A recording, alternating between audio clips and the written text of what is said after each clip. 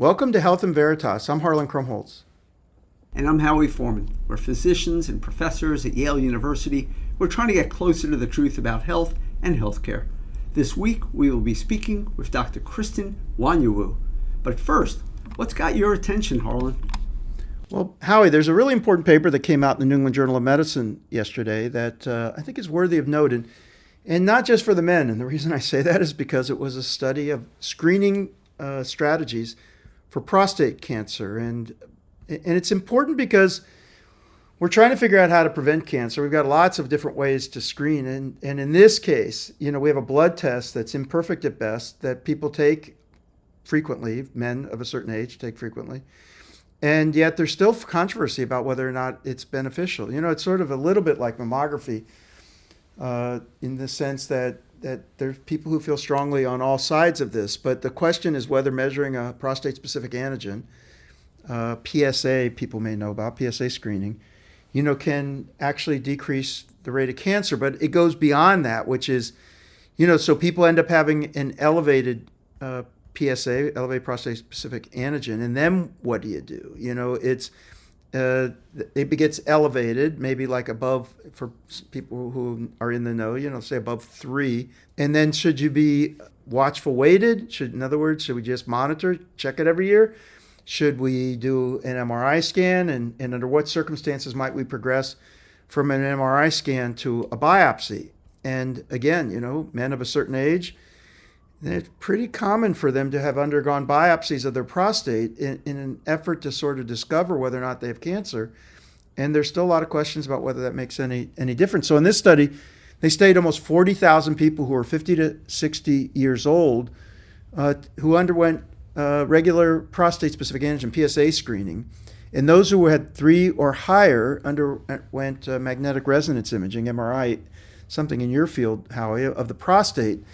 And then a third of them were randomly assigned to a group that underwent systematic biopsy, as well as any targeted biopsy. So what they did was a targeted biopsy is I see something, I'm going to try to take a piece of that. A systematic biopsy is to say let's start punching holes in different parts of the prostate and see if we discover anything. And the remaining were just underwent MRI targeted biopsy only. The primary outcome was, who had clinically insignificant prostate cancer and then who had significant prostate cancer. And so the interesting thing was, first of all, for example, in the whole group, there weren't that many cases of prostate cancer. It was 0.6% of those who were in this experimental group that underwent the MRI, and then they also did the systematic biopsies, ended up with a diagnosis of clinically insignificant prostate cancer compared to 1.2% in the reference group. And also with clinically significant cancer, there was no really difference between the groups. There was no significant difference between the groups. And so basically, people were saying as a conclusion here that you could avoid this systematic biopsies, where you're just going blindly in different parts of the prostate in favor of an MRI-directed targeted biopsy for screening and early detection. It makes a lot of sense. They're basically saying if you see something, it's worth getting. If you don't see anything, then just kind of going into the prostate just because there's a high PSA test and just sort of randomly sampling different places doesn't really pay off. I don't know. What did you think of this paper, Howie? I know you took a look at it. So first of all, I think what strikes me as amazing is that we're 35 years into prostate-specific antigen screening, and we still don't really know precisely what we're doing. And it's useful for our listeners to know prostate cancer is somewhat unusual in that it is practically an expected disease of aging in men. If you live long enough, most men will have some prostate cancer in their prostate gland at death, but it won't be killing them. Maybe we shouldn't even be calling it cancer, right? Because the word cancer is so charged. Right. It's a disease of aging, is that these cells start to look a little unusual, but in most cases, it's not going to kill them. But the surgery is, even under the best surgical hands, is a huge intervention. It leaves a large number with some degree of incontinence. It leaves an even larger number with impotence. There is a risk of mortality. It's a long recovery. And so our goal should be to operate only on the people for which the prostate cancer is actually going to kill them or otherwise interfere with their life. And this paper gets us a little bit closer to avoiding doing some of those surgeries and some of those pre-interventions that really aren't necessary. But again, 35 years in, and we're slowly making this progress. And this is what science is. It takes time. Yeah, and I just sort of like the lesson to say that, screening, if you've got a reason, you see something, you want to see whether or not, it represents prostate cancer, that might be a good thing to do. But when you don't see anything, sort of blindly going into the prostate, you're just like taking 10, 12 punctures in order to try to see whether you can just by luck find something. It never made sense to me anyway. But anyway, it's good to see a study out that helps guide things. And anyway, I wanted to share this just out yesterday. No, I thought it was useful. And look, we've been doing MR research on the prostate for over 30 years right now. And it's not as quick as people think it is, but hopefully a step in the right direction. Yep. Hey, let's get on to our guest. Dr. Kristen Nwanyanwu is an ophthalmologist and associate professor of ophthalmology and visual science at the Yale School of Medicine. She specializes in vitreoretinal surgery, and her research focuses on diabetic retinopathy and access to eye care. Dr. Nwanyanwu is the principal investigator at the NIH-funded Sight-Saving Engagement and Evaluation in New Haven, or SEEN program, which seeks to decrease preventable blindness in diabetic retinopathy. Dr. Nwanyanwu is also the founder of Eyeful, a luxury lifestyle brand that designs products for eye doctors that we'll hopefully talk a little more about soon. She received her bachelor's degree in African American Studies and Biochemistry at the University of Michigan. She received her medical degree and MBA at the University of Pennsylvania and the Wharton School, respectively. She completed her Master of Health Science through Yale's YCCI Junior Faculty Scholars Program. So I want to start off by talking about your core clinical and research interest, which is diabetic retinopathy. We have, an audience that, from my point of view, learns an awful lot about individuals, but sometimes they don't learn a lot about what medicine is like. And diabetic retinopathy is a very serious and increasing problem. Can you tell us a little about what is it, what can we do to prevent it, and how do we monitor it? Sure. Diabetic retinopathy is one of the devastating complications of diabetes. And the risk factors for diabetic retinopathy are glycemic control, duration of disease, and then a whole host of other things. Some of them that are systems metabolic risk factors, but also the social determinants of health and the life things that we know, cause advanced disease in other areas. I became interested in diabetic retinopathy when I fell in love with the eye. And then I also have a spirit of activism and advocacy and social justice. And to me, I was able to marry my love of ophthalmology with something that was available for me to be able to use some of the skills that I had to fight for people to fight for their best vision. And so I spend a lot of my time doing that, and I get to pair all of that together. And it's just a really awesome gift. I'm a surgeon.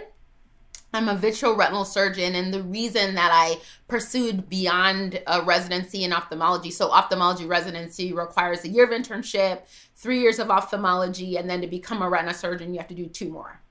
And so I added those 2 because I really wanted to be at the very severe levels of diabetic eye disease. And so you need surgery if it gets to be that bad. And I wanted to be able to treat that whole spectrum of disease, but hopefully through my work, put myself out of business.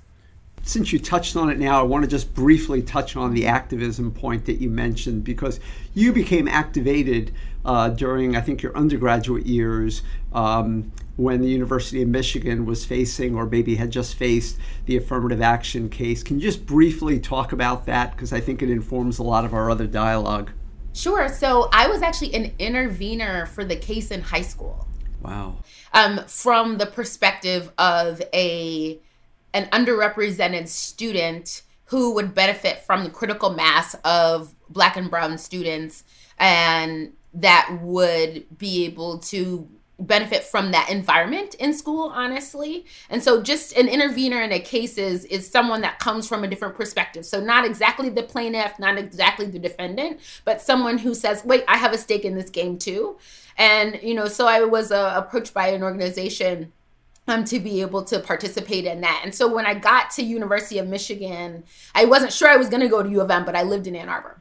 So when I got to University of Michigan, it was a natural extension for me to kind of join the activism that was going on about access to education, about, diversity, about, all of the things that were important to me. And it just made sense. So I spent a lot of time in the Black Student Union. We organized buses to DC. We organized protests around the, administrative offices.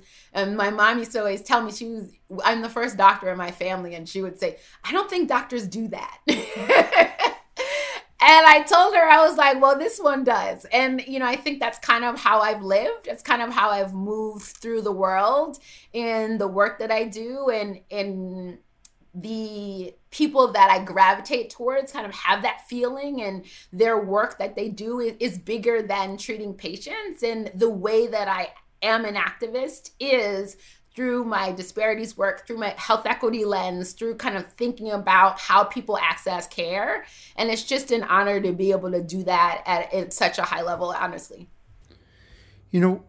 One thing I wanted to ask you was about the issue of blindness in this country, because, I sort of have the feeling that people don't think about it that much anymore. I mean, there was a period of time where I don't know, it was sort of more on the radar, and especially associated with diabetes. I mean, as we've gotten better in treatment of diabetes, I would have thought blindness has gone down in terms of a major threat to folks.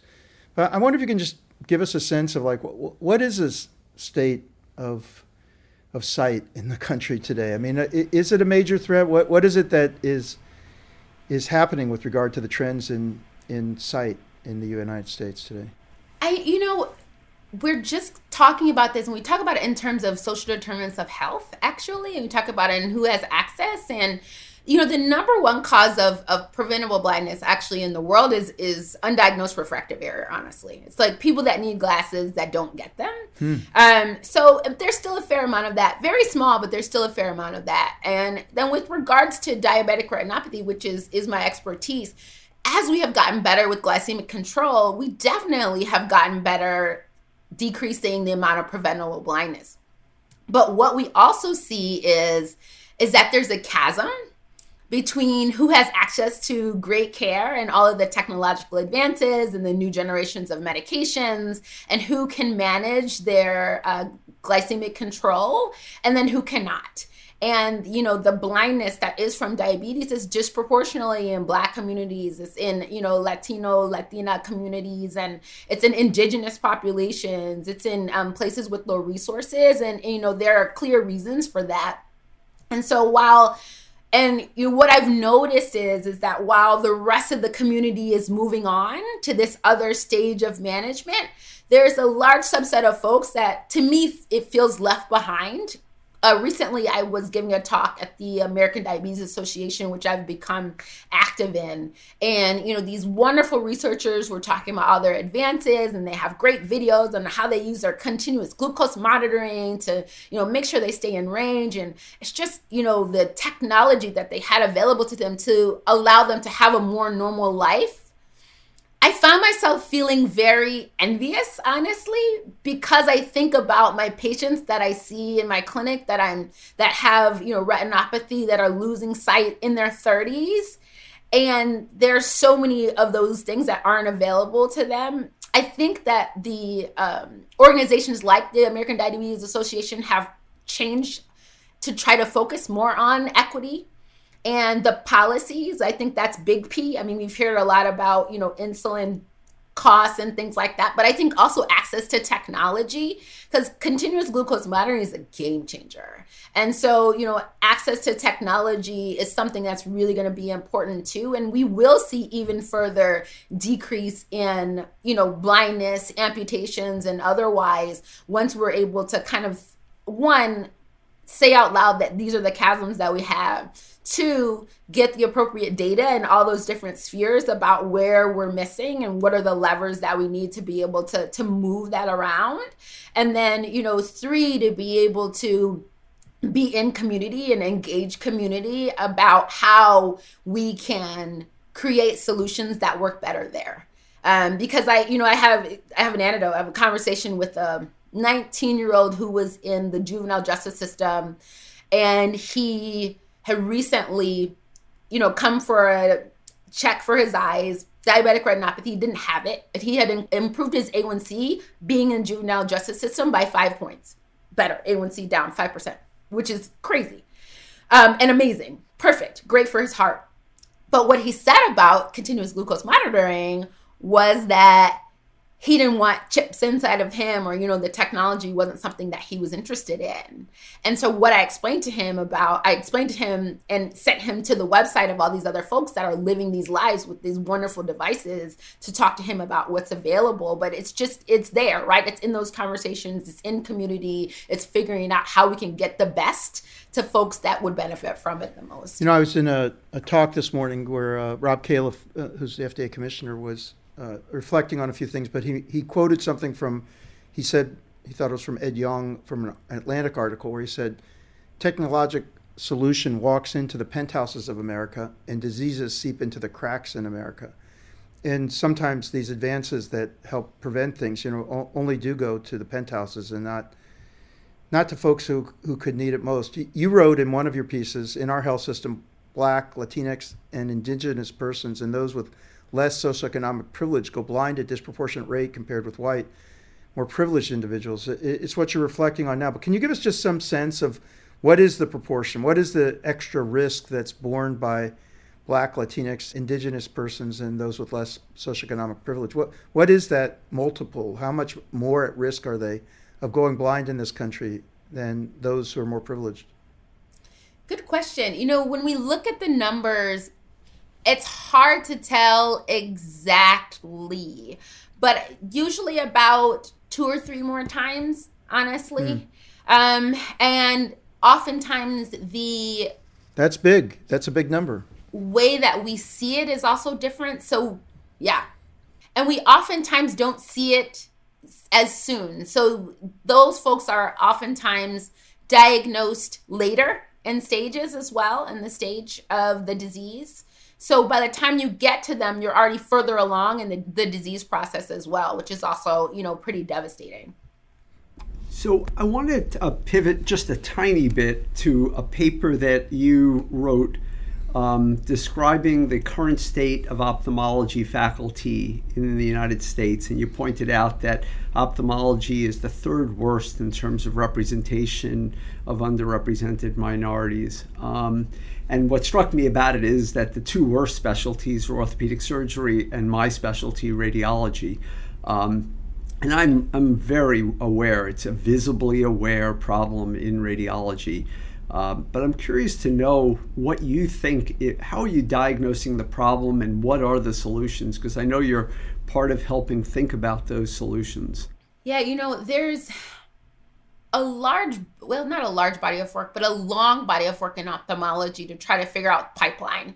That's where we spend the most time. The National Medical Association, which is the Black Doctors Association ophthalmology section, has a 20-year-old partnership with the NIH where they bring those underrepresented in medicine and also those that are doing work in disparities and equity to the national meeting every year. They introduce them to the program officers in the NIH. They also introduce them to each other. And so I actually have a cohort of folks that I met when I was an intern where we have kind of progressed together along this journey. And at the last meeting I was at, they brought 100 underrepresented students to the meeting to give posters and to come, be in community with all of the rest of us. I think part of it is that. And then, one of my colleagues that's been working with the AAMC for a long time and is an ophthalmologist is Dr. Ulrich Knight.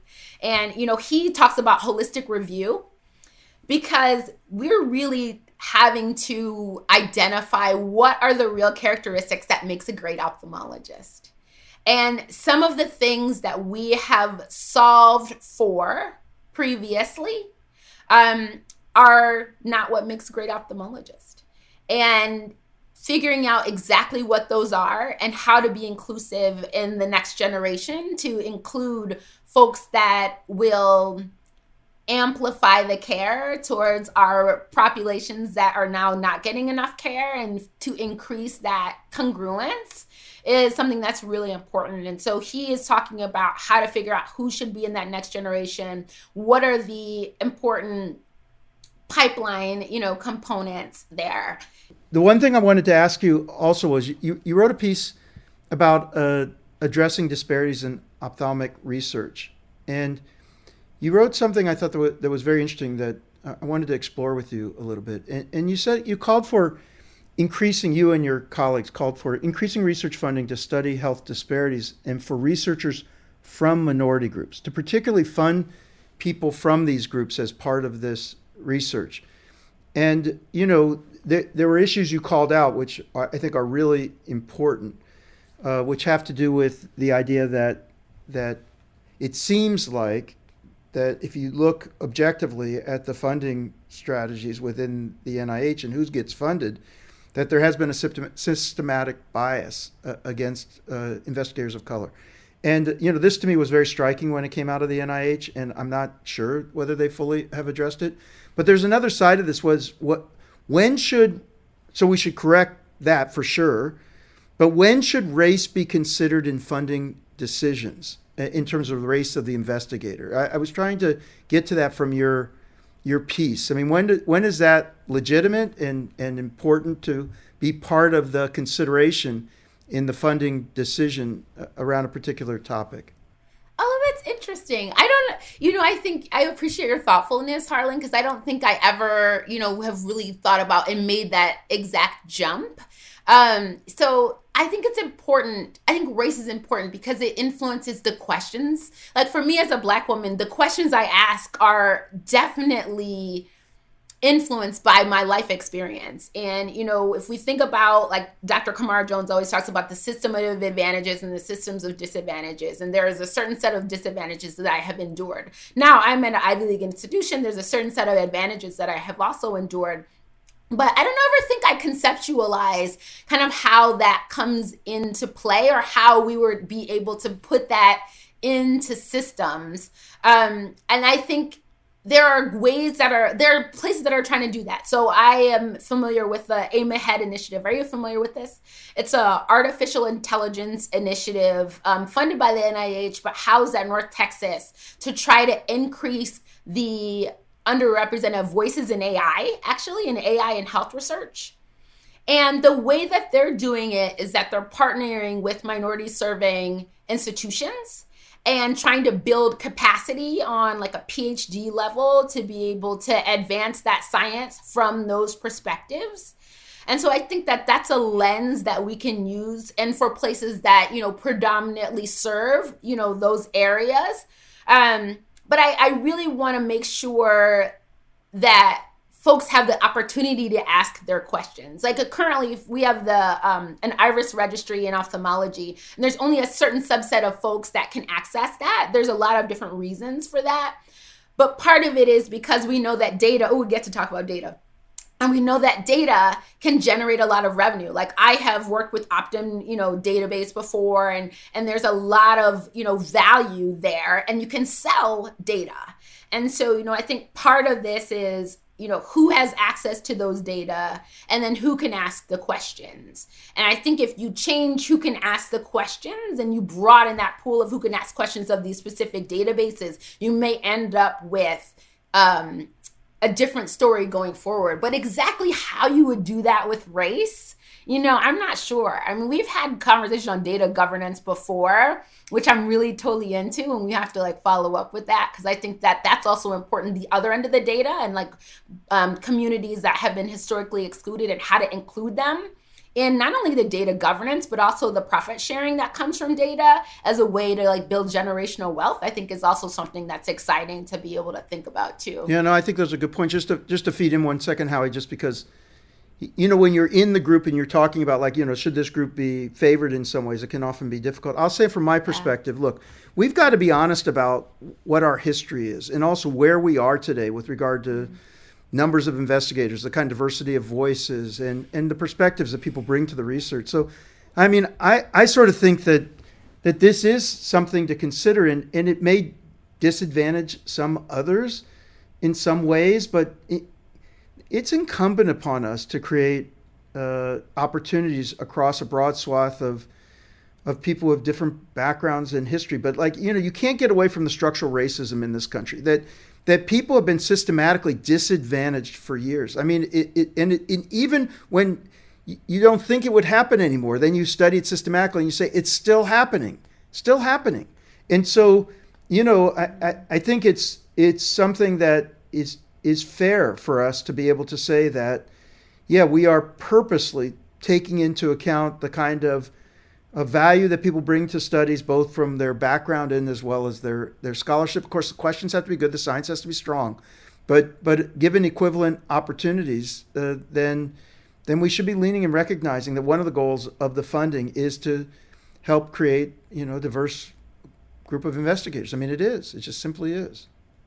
I want to end up on without forgetting to talk about Eiffel, because you went to Wharton a few years after I went to Wharton, but you got your MBA there. And my experience is that I almost can't find a physician that doesn't have some type of startup. But your startup is very interesting. And maybe you could tell our audience about how it meets a need, why you did it, and what you've learned from it so far. So when I was a new faculty member, I used to wear a full suit to clinic as a retina surgeon. And then I'd pull out this case that had my lenses in it that looked like it got ran over by a truck. And I was a young looking surgeon trying to get people to believe that I could do great surgery on them. And I didn't believe that inspired confidence, this run over by a truck. So I went on Amazon and I looked to see what I could find. And I couldn't find anything. And, the lens case company is vertically integrated. So like they make the cases for the lenses and there were really no other options. And so 2 years later, I looked again, still couldn't find anything. So then I called my Wharton friends. I said, hey, how do you make something? And so I started down that path of asking my friends, your ideal lens case, what would it have in it? What would it include? I'm proud to say we just launched our newest product, which is actually our, case, subspecialty case that has room for all the different lenses. It's secure, it's beautiful. And I think it's a fun space because I am not a drug company and I'm not I'm not in pharma and I'm kind of in fashion. And so I get to be in different rooms.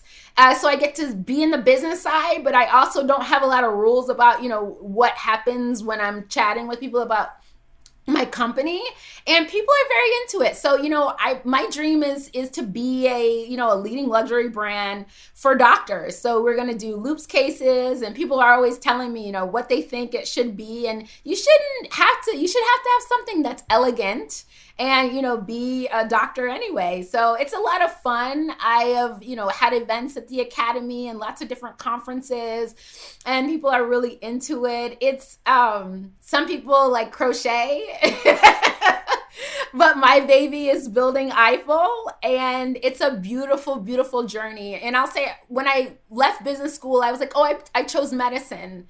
And I think I thought I would leave it behind. But business has permeated so many of the things that I do, from like building interventions to like thinking about cost-effective strategies for equity to even doing Eiffel. And it's just been a beautiful journey, and I just love being on it. I'm having a blast. Well, I want to say, because our listeners won't get to see what you look like, but you are elegant. And you deserve to have elegance around you. So I appreciate that you're filling that need. I want to thank you so much for joining us on the Health and Veritas podcast. You're an amazing person. Thank you all. Well, that was great. Kristen's amazing. Howie, let's get to the next segment. So what's been on your mind this week? Yeah, so it's a fun thing. You and I both noticed this on, maybe I noticed it on Twitter, but both of us seemed to notice that there was a lot of chatter about this novel technology called ChatGPT, which was released just last week. So it's very new. It allows you to basically enter questions or simple instructions, and in a matter of a few seconds to maybe a minute, a fairly well done paper answer is delivered to you. And what is GPT? GPT stands for Generative Pre-trained Transformer. It's a type of language model that uses deep learning techniques, machine learning, to generate natural sounding text. So ChatGPT, it's a chatbot that uses a GPT-based model to generate responses to user input. So I was skeptical that this could be anything interesting because, most of my life people have talked about what AI could do and being able to have a conversation with something. But I tried it 4 different ways. I gave it 4 assignments. I asked it to suggest 10 different topics for our podcast. I asked it to write a letter to an insurance company pleading to cover physical therapy. I asked it to write a short letter at a 3rd grade level supporting daily exercise. And I asked it to create a frequently asked question list for diabetics around what they should be thinking about and why they should do glucose monitoring. And I'll be honest with you, this blew my mind how good it is. And I'm not going to waste people's time with all of them, but just to say they were all equally good in their response. And I'm going to quickly read you, maybe too quick, but I think you'll get the idea, the insurance company letter. This is generated by a chatbot. I am writing to explain why physical therapy is necessary for my patient, a 50-year-old man with severe back pain. Physical therapy is an effective treatment for chronic back pain as it can help to improve flexibility, strength, and range of motion. It's particularly important for my patient who has been experiencing severe pain and limited mobility due to his condition. In addition to providing relief from pain, physical therapy can also help to prevent the development of more serious conditions such as muscle atrophy or joint stiffness. By providing targeted exercises and stretches, physical therapy can help to reduce the risk of these complications and improve my patient's overall health and well-being. Furthermore, physical therapy is a cost-effective treatment option as it can often reduce the need for more invasive and expensive interventions such as surgery. By providing coverage for physical therapy, you can help to ensure that my patient receives the care he needs to manage his condition and improve his quality of life. I strongly recommend that you approve coverage for physical therapy for my patient as it is a necessary and effective treatment for his chronic back pain. Thank you for considering my request. And so, I'm just blown away by this, and I was curious to know what you thought. I know you played around with it a little bit, and just curious to know what your thoughts are on how far we've come with AI now.